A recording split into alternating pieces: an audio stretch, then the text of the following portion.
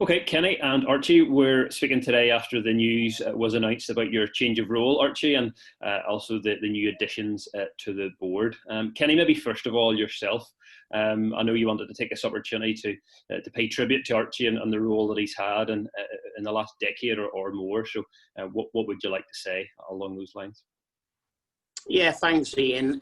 Archie's, I'm proud to say, become a really good friend of mine over the course of the last 3 years since I've been involved. And the last 3 years have really made me understand how difficult it is to run a football club and try and satisfy everybody across our town. And I think that Archie and the board of directors, up until my investment, had done an amazing job in terms of keeping the club moving in the best direction possible, with obviously frustrating funds that are sometimes available.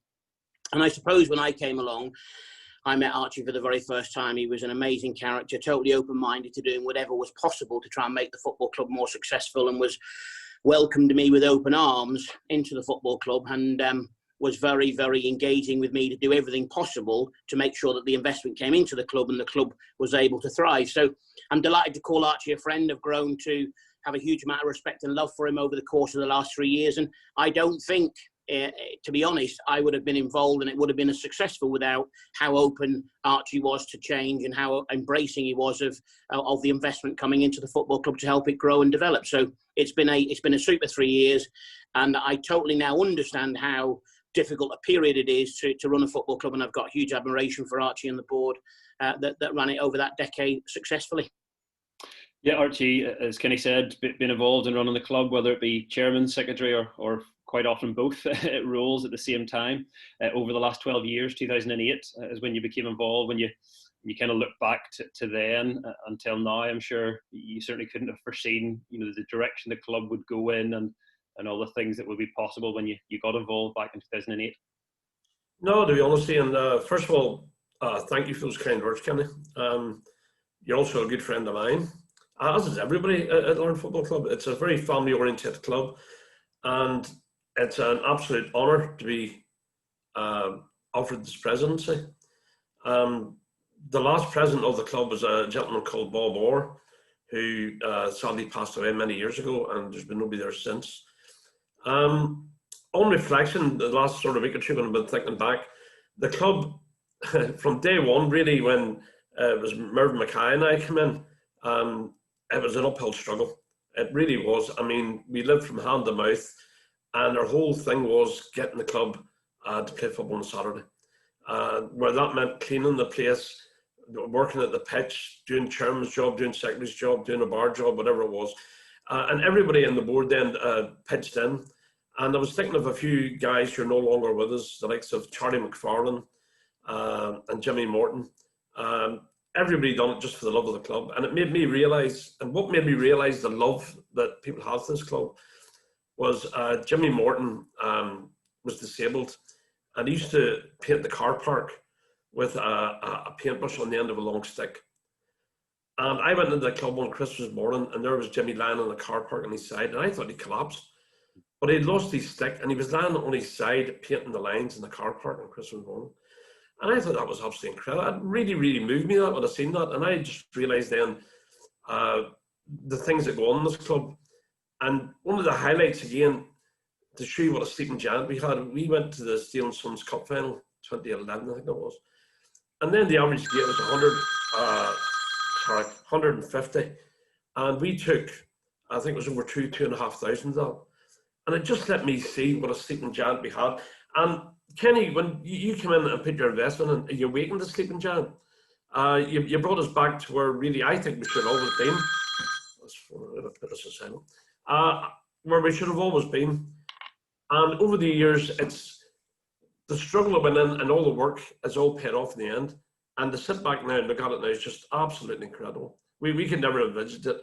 We had one spell in about 2011, 2012, when a company called Arana came in, and they were going to do this, that, and the other, and that sort of built us up and led us into a false hope, if you like. It never materialised, but we lived in that for a year or two. There was always a carrot there at the end of it. And to be honest, I mean, to be perfectly honest, Kenny, as I've often told you, when you came in at first, we thought this could have been something similar, but thankfully you proved us all wrong. I mean, you've what you've done is just amazing. And just to be still part of the club is fantastic as far as I'm concerned.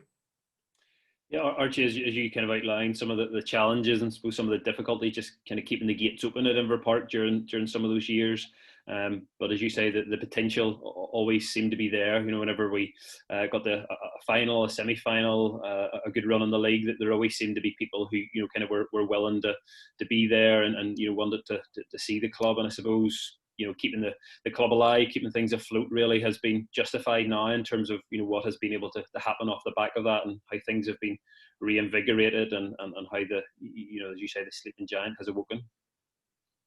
Yeah, I remember, I think it was 2013, we went down, we were just ready to get relegated, the last game of the season against Sturview, and we had to win it. And we took a bus down, I think there was 15 on the bus. That was it. It was an old school bus. We took down, you know, one of these big yellow buses, and that just showed you the type of thing. It was the most uncomfortable bus you could ever sit on, all the way down there. But we won it, and it kept us up, and that was a sort of big highlight at the time to stay up. And the next really big highlight then was winning the championship, which surpassed everything. I mean, it was just an incredible feeling. Yeah. And during your time, Archie, had you kind of given up thinking that things like that might happen, that we might kind of even get out of the championship and head back towards the Premiership? Had you sort of thought that might be beyond us at this stage? No, Ian, never give up. We started doing that when this license champion, the Premiership, the promotion license came in. I started doing it because I always knew someday we would need it. Now, I think we'd done it for 5 or 6 years before we actually did need it. But we always done it. I mean, we're one of the only clubs that ever did do it. In the championship, there was few people. I think there's only 4 clubs that ever done the promotion license. But I just knew we'd get there someday. By hook or by crook, you know, but we got there. I'd like to have been there 3 or 4 years earlier, but it wasn't to be, unfortunately. Yeah. My pockets just weren't deep enough. And Kenny, obviously Archie has been offered and has accepted the honorary presidency. And what do you sort of envisage for him in that, in terms of kind of his role with the club going forward? Yeah, I couldn't think of anyone who would be more befitting of the role of honorary presidency.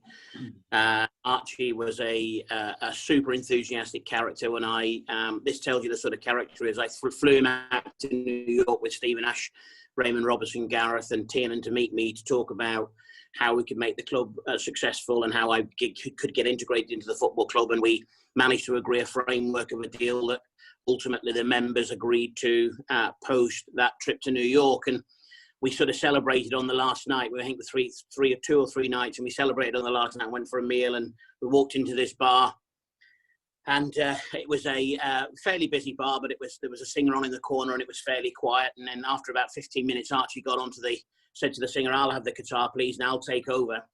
And he took over the guitar, and he took over the singing, and he had the bar absolutely bouncing with his super personality and super enthusiasm. So for me, a president is somebody who has a gregarious personality, somebody who is very, very good at administration within a football club and really understands all the things to take to run a football club, that can be there as a sounding board to offer advice to all of the board members and all of the management team to make our club more successful. And look, Archie is virtually single-handedly achieved the greatest success for the football club in us achieving our UEFA licence for the very first time to be able to play football at Inver Park.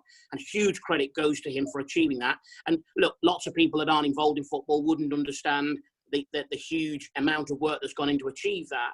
But that's enormous credit to him, and clearly our finance team and Niall. But single-handedly, I think a lot of credit goes to Archie. And from our point of view, nothing is more befitting than achieving that UEFA licence than asking Archie to step up and be the honorary president of the football club.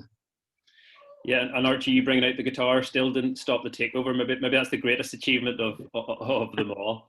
That's, I suppose that leads on to my next question. You know, Archie has a wealth of experience and been around NIFL boards and UEFA licenses and promotion licenses and things like that. So we've announced some new additions to the board, and having Archie, you know, still involved in that capacity is obviously a very worthwhile thing, and someone who can sort of pass on their experience. So you're able to do that, Archie, now without maybe having to have all of the day-to-day or week-to-week involvement. Yeah, I mean, when I thought of the plan, I spoke to actual a very, very high thought of President Jim Boyce, what was the presidency all about? And basically he says you're like the elder statesman of a club, which sort of scared me. I never thought of myself as old before, but I suppose right enough I am a wee bit getting on with it. The Janet still thinks I look very young, but I mean, that's beside the point. But you're like an elder statesman, and you do, over the years, you pick up a lot of things. I mean, I know the rule book inside out, I've read it that often. You pick up a lot of things where you can help and guide, and some mentors, sort of people who are coming up, because people mentored me and guided me. So this is the role which I see going forward. You're there to help. You're there to sit on the board, sit back, and offer help or guidance when and if it's needed. Yeah. Because football, there's one thing about football, they're very stickler for rules and regulations. I mean, the rules and regulations, you have to dot the I's and cross the T's. You've got to be so careful. And especially in the likes of the IFA and things like that, everything's got to be right. I thought back to years ago when you had to register players. It had to be done by special delivery. And we signed a guy on Thursday night and we wanted him playing Saturday. He had to be registered by 12 o'clock the next day, Friday. And I drove to Belfast on Friday morning into the IFA, handed them the registration and asked them to sign for it. And I was told they couldn't accept it. It had to be done by registered post. So I had to go out and post it, go a couple of doors up and the post office post it. And that shows you just the little things like that. Portadown got relegated because they were 5 minutes late handing in their application. That's just the way things are.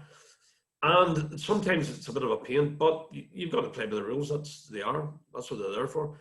And as a girl told me in the IFA, says, well, if we let you hand it in, everybody would hand them in. It's got to be done by registered post. And I understood them. And that's unfortunately the way it is. And it's getting now, the rules and regulations are getting worse and worse. They just change all the time. But that's football for you. And Kenny, as we alluded to at the beginning, we've announced some new additions to the board as well, and we're obviously excited to see what they'll be able to bring to the board and the direction of the club as well. Yeah, it's brilliant to have 3 new additions to the board. David, Joel and Neil, they have got huge experience in particular industries that will help to benefit our football club and help to take us on to further events going forward. And it's just great that we're going to have somebody of Archie's knowledge and expertise around the football club to mentor and support our new club secretary that we'll move to over the course of this season.